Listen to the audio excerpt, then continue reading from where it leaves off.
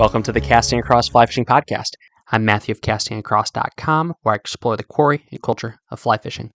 This is episode 195, and you know what that means. That means this has been done 194 times before today. It also means that in 5 times, it's going to be the 200th episode of the Casting Across Fly Fishing Podcast. And just letting you know that after that airs, you can go into any fly shop and say, I listened to the Casting Across Fly Fishing Podcast 200th episode, and they will sell you a fly rod at retail price. So that is a guarantee that you can do that. Today we're talking about a few things, but before we get to that, a couple more administrative notes. I hope that you're enjoying your summer. It has been a very hot summer, and so my fly fishing has been stifled a little bit, I should say. I talked about that last week in the podcast. It's just been hot and low. I've been able to get outside, but even now I'm looking and everything's just dry and brown, and it really is putting a damper on getting out. But there's other fishing opportunities to be had, and I've been able to enjoy those. The ocean is still definitely a viable opportunity, and there are certainly fish there. But I hope that your summer is going well. I've heard from some folks about what they've been up to. Please let me know if you are just out and about, if you are fishing someplace that I've talked about, the Mid-Atlantic, the Northeast, the Arkansas tailwaters, the driftless, any of these places that I've talked about in the podcast. I'd love to hear about it. So let me know, Matthew at castingacross.com. And as always, if there's anything that you want to share, any questions, any comments, and as we deal with every 10 episodes, any accusations, don't hesitate to send those over to Matthew at castingacross.com as well. And if you are clicking on your phone, whether that be on your tablet or on your PC or on your device, then go ahead and leave a review on iTunes. Tap those little stars and tell the world what you think about the Casting Across Fly Fishing Podcast in 55 sentences or less. I think that's the recommendation that I'm supposed to give, 55 sentences or less. So you have a lot of flexibility in the commentary that you give. So thanks for doing that, and let's get into today's topic. Actually, before we get into the topic proper, I'm going to start with a story.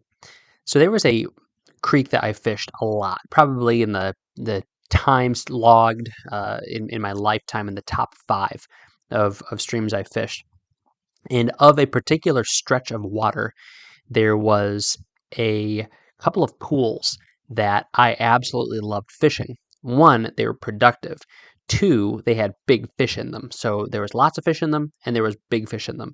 And so it was constantly a destination to try to end up in these pools. They were large enough that you probably could have 2 people, maybe even 3 if you were friendly, fish them at the same time. But it was the kind of place that it was below a little low-head dam. There was a little bit of structure, a couple of down trees. The river went from being kind of slower to faster, so it was just a nice congregating spot for fish. But there was a trail that led right to it, so it was also a congregating spot for people. So to truth be told, little anxiety when I would want to go fish in these pools, thinking, am I going to be the first one there? Am I going to be able to find a spot? But I would go there and I would fish these pools very frequently. I lived only a few minutes away from them, and this consistently catching fish on top, can fish on streamers, fish on nymphs, any way that you want to catch fish, you could catch fish in these pools. So this became kind of a singular focus. And one night I was fishing an evening hatch, so it was kind of as things were starting to get dark, the bugs were really picking up. I'm fishing these pools thinking, okay, maybe I'm going to catch some of these larger fish as they are losing their inhibitions, as night is falling, as there's bugs coming up everywhere, and these fish that maybe are used to chasing bait fish and being predatory in that manner are going to rise up in the water column, and they're going to join in with all of their comrades as they feast on a veritable floating buffet of hatching mayflies. And so I'm casting and casting. I'm here splashing behind me, and I'm thinking, there's some idiot behind me getting into the water. He's probably, casting right behind me, and I keep turning my head, and I can't see him, but it's dark enough, and it's up against the trees, and I can't make out what's happening behind me. And then I turn around and I turn my headlamp on. I use the red light in case, it is a person, and there's nobody there. And I'm just staring, and all of a sudden I see another splash. I'm thinking, is this birds? Because there's swallows that are chasing these bugs, bats, and swallows and whatnot. And sometimes the swallows in particular would hit the water. And I'm watching it, and it's just this big, messy splash. And I'm thinking, that's just some little fish. Well, then I catch a sight of this fish's nose and its back as it's rising to eat these fish, and it's in such shallow water that it's really breaching like a whale to rise to these mayflies. And it's this good 18, 20-inch brown trout that I'm watching rise, and it's only about maybe 10 yards, not even that, behind me on shallower water. So I'm looking at it and thinking, why in the world is that fish there and not here? Why is it, well, first of all, not where I'm fishing? And why is it in the wrong place? And so fast forward to the next day, because this hatch is like, fantastic. Come back to the same spot, and I'm there an hour before the evening starts to set in and the bugs start coming off. And I'm standing there and I am looking at that spot. I'm on top of it. I approached it cautiously in case that fish was camped out there, but it was shallow. I mean, 6 or 8 inches. And I'm thinking, what in the world does this spot have to offer that fish? And I realized a few things. First of all, there's overhanging cover. So those bats and those swallows were not the only airbound creatures that were cruising the river in the evening. There was ospreys, and there was eagles, and there was all sorts of other stuff that was out there. Herons that would stalk the shallows. And this spot made it very difficult for those kind of creatures to get at those fish. Secondly, one stride of mine in the water went from that 8-inch to about 28 to 32 inches. So we're talking maybe, almost 2.5 to 3 feet. It was just a quick drop down into this trough that was directly downstream from that big pool that I was fishing. So I didn't put a tracking chip on this brown trout. I don't know if I caught that particular brown trout or not. But my theory is that fish was hanging out in that deep pool, down under a rock, probably being predatory when it had its opportunities, when some dazed little fish came over that dam and it would go after it. But then in the evening, it would slowly drop back and it would fin itself up into a good spot, and it will rise up over and over and over again to take those mayflies in a much more convenient opportunity. So again, that was my theory, and I think it bore truth that was what was happening, not just to that fish in that spot, but that kind of demonstrated to me, and this is a long time ago, you need to read water. You need to take your time and get the full scope of what is going on. Was I fishing in the wrong place when I was fishing that big pool? Absolutely not. Catching fish, having a great time. But was that the only spot in that stretch of water that was viable? Definitely not. There was plenty of other opportunities to catch good fish in the immediate vicinity of where I was fishing. And so today, after a 5 or 7 minute anecdotal story to start things off, I do want to talk about reading water. What does reading water entail? We've heard that a million times. A couple of things that certainly we could talk about for hours and hours, but in the next 15 minutes, I want to share.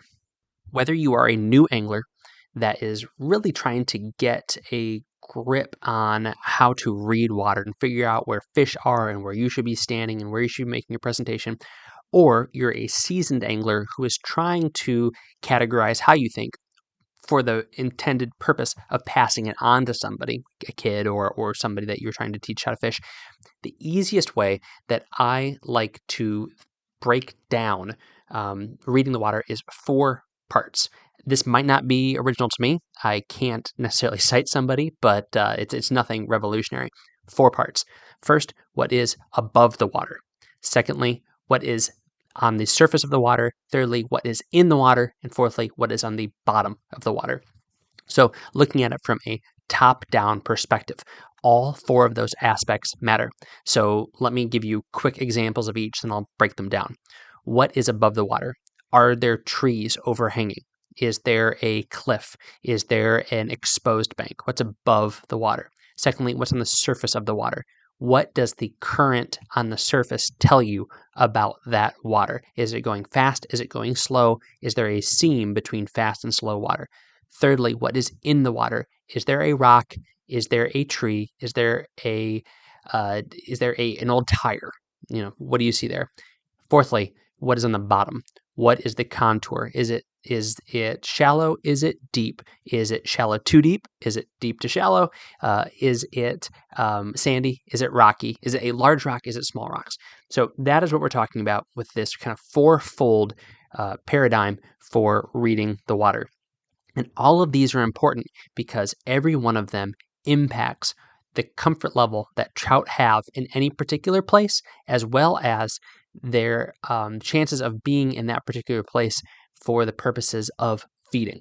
Because I've said before, and countless people have said it before me, trout are really only concerned about safety and eating more often than not, and then for certain times of the year, how to make trout babies. But we're not trying to catch them when they're trying to make trout babies. So more often than not, we're thinking about fish have an eye towards safety and fish have an eye towards food. That's really all it comes down to. So top to bottom, one more time, thinking about what is above the water. Why does that matter? In my little anecdote I shared earlier, that fish hung out in that spot because the larger predatory birds could not get to it. It was in the kind of place where a heron could not stalk it in a very sneaky manner because of how low the overhanging branches were.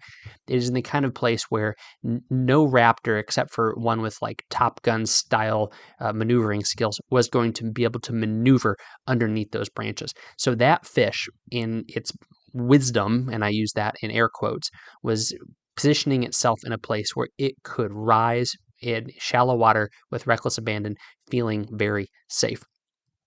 Now, there's another reason for this. You could have terrestrials dropping out of overhanging plant limbs, and fish could be keying in on that. It could be a slightly cooler spot because of overhanging shade. So if you have a warm stream and there's a spot that has shade later in the day, after the stream has warmed up a little bit, then that stream bottom is not getting as much thermal impact from the sunshine because it is shaded, and fish may gravitate to that spot as opposed to another spot where, from a water perspective, surface, what's in the water, what's at the bottom of the water, is effectively the exact same thing. So we are thinking about how that is impacting the temperature of the water. So that is what is above the water. And that's something that you absolutely ought to consider. And it could be pretty high up. It's not just the things, the branches or the rocks or the stumps that are grazing the surface of the water. We're talking 4 or 6 or even 10 feet above will make a difference. I know places where, think about this. If you've ever fished for carp or fish under a mulberry tree, it doesn't matter how high that tree is above the water. As long as it is above the water, that's all that matters. And I found the same thing that's true with terrestrials. Now, to be fair, am I 100% sure that it is the tree that is producing the bugs versus the bank? I'm not sure, but you're kind of hedging your bets by fishing under something. So that's above the water. Secondly is the surface of the water. And this is nothing special, but I think this is probably the one that newer anglers struggle with the most, because you're able to see the bottom of the river very, very easily, because especially if you have polarized glasses, if you're wading, you're able to see that. You're able to see what's in the water relatively easily. But reading currents, it takes a little bit of practice. It takes a little bit of, not necessarily practice, but experience. The more you are on the water, the more you're going to understand and appreciate the dynamics of water, of hydrology, how it works, what is happening on the surface as far as little riffles versus slick water and those little seams in between them. What that means is probably happening underneath. And even then, you're only scratching the surface, because there are so many dynamics that come into play based upon the what's happening upstream, what's happening downstream, and what's happening underneath. But you do get a window into what is happening in that water and in that current by paying attention to the surface. And that doesn't just impact, are there going to be fish there feeding? Are there going to be fish there that are feeling safe? Can I walk there and be safe? It also is going to impact the variables regarding how do I cast, where do I cast, what length of leaderage do I use, what diameter of tippet do I use, what is going to be the dynamic between maybe my top fly and my bottom fly, what kind of length should I look for having a dropper in this particular spot. All of those things are going to be determined by the speed of the water and the different speeds of the water in between you and that.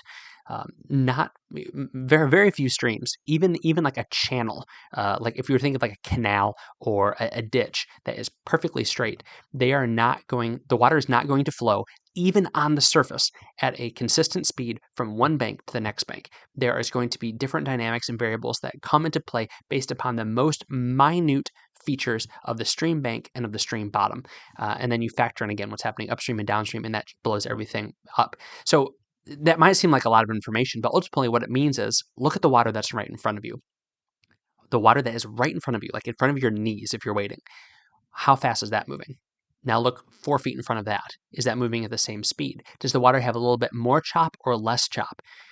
Then 4 feet in front of that, more chop, less chop. And how about this? Does it look like from any sort of like bubbles on the surface or any sort of minute disturbance? Is it moving in precisely the exact same direction? Is it moving in a perpendicular? It probably isn't moving perpendicular. That'd be bad news. Is it moving parallel with what's right in front of you? Or is it moving at a slightly different angle, demonstrating that you have water that's coming from kind of two different directions that's going to be converging? And those convergent points are incredibly helpful because that means that there's a funneling effect that's happening where you have more content of that water from whether it be, let's just say bugs, for lack of a better term, is going to be funneled into one spot. Now that is simplifying it to an insane degree, but reading those things really helps you figure out if I'm going to be fishing in this very large stream or am I fishing in a small stream, if I could fish spot A, B, and C, where am I going to fish?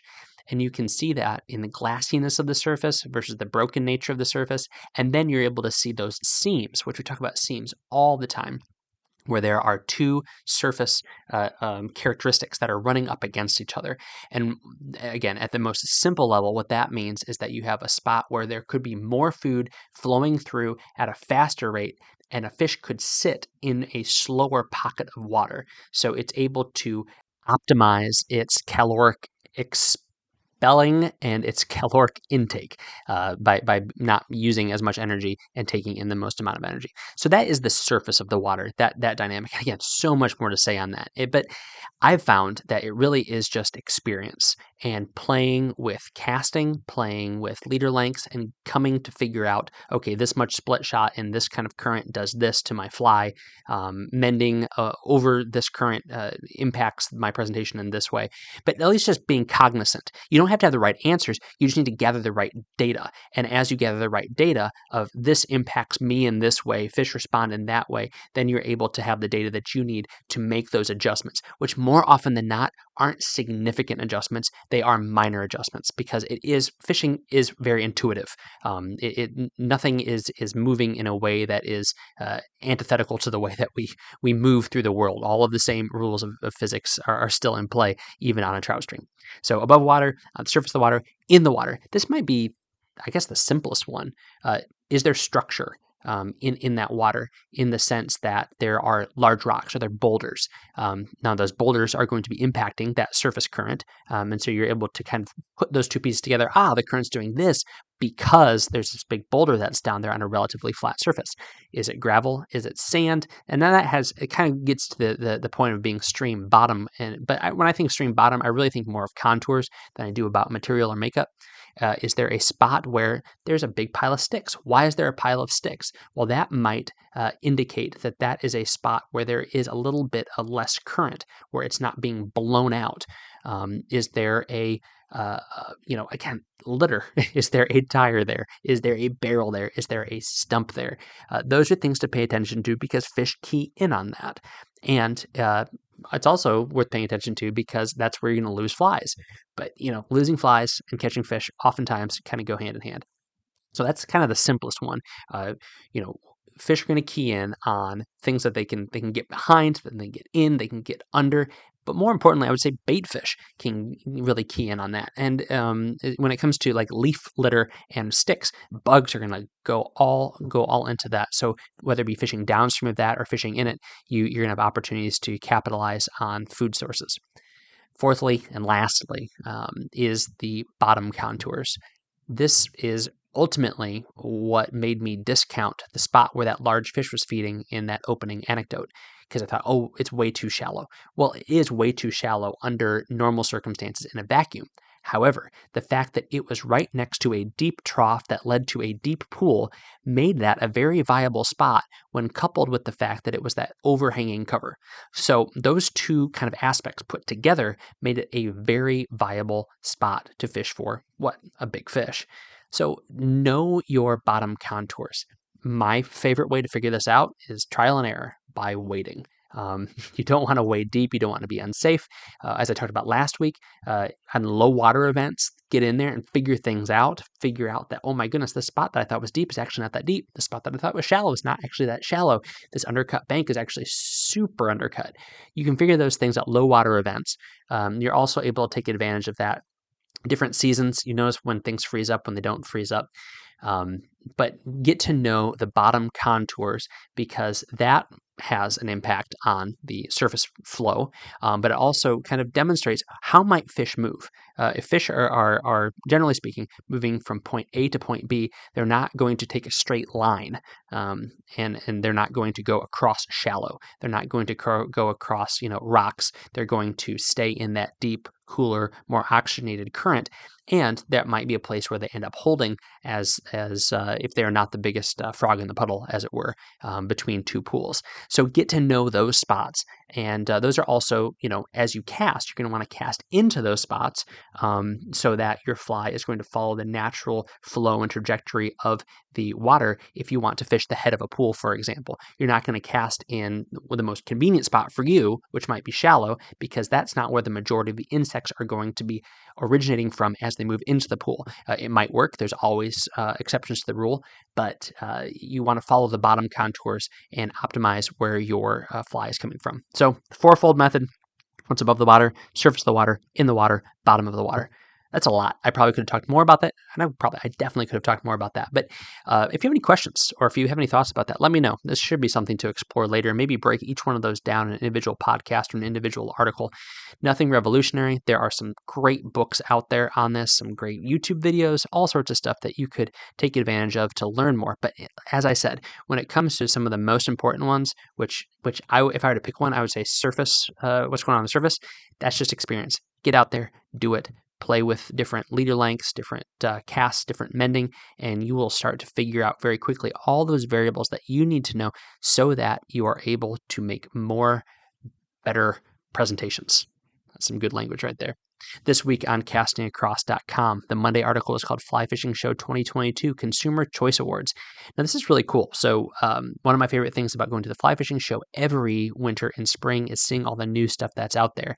And through a partnership with Angling Trade and Fly Fusion, I believe, the Fly Fishing Show had a online poll where folks were able to say what products impressed them the most. This doesn't mean it's the best. It doesn't mean that it's the best value. It doesn't mean that it's the most revolutionary. It's just what products impressed people most. So what that translates into is this is a product that has some buzz. And then you can go click on that in one of the 32 categories and say, yeah, this is kind of interesting. I'd like to check it out at my local fly shop. So it's just a cool resource, and it shows you kind of the things that have a little bit of hype going behind them. And I'm not sure how you could quantify it, and I know that hype doesn't always materialize into actual results, but there is definitely something that's to be said for it. And so I would say check it out. I had a lot of fun doing it, and 32 links, had hundreds and hundreds and hundreds of clicks off of the website over the last week, just people going from Casting Across to check out all of these products. So it's been kind of fun to see that. Wednesday's article was called Rusty Flybox, Angling Alliteration Absurdities.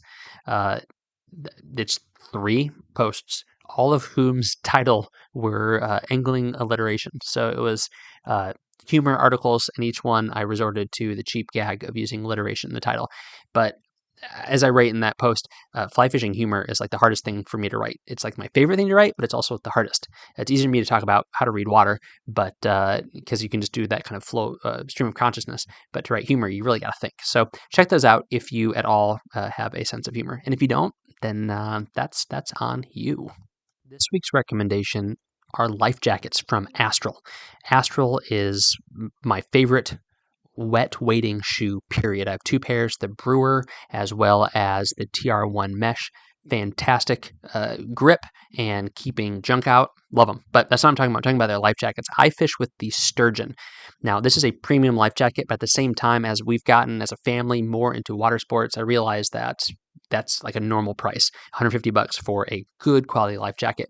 And the Sturgeon is awesome because it is free, full range of movement for your shoulders and your arms. And if you're casting a fly rod, you know how necessary that is. That is the big difference between a premium life jacket and a $25 life jacket from a big box store. Those will keep you safe and they will keep you afloat.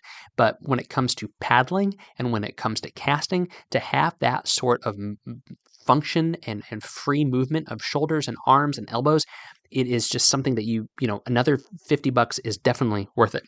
So I fish the Sturgeon. It has a big pocket on the front. It's great for a fly box, some tools, cell phone, and all the other stuff you can have hanging off of it, whether it be a knife, whether it be forceps, nippers, all that sort of stuff. There's spots for that.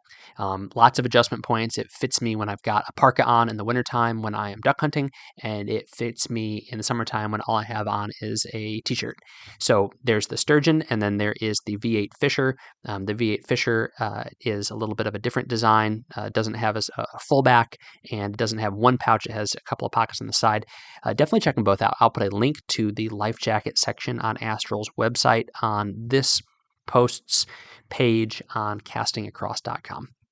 Thanks for listening to the Casting Across Fly Fishing Podcast. Please subscribe in your favorite podcast app and then rate the podcast in iTunes. Then head over to castingacross.com for 3 posts a week on the people, places, and things that go into the pursuit of fish.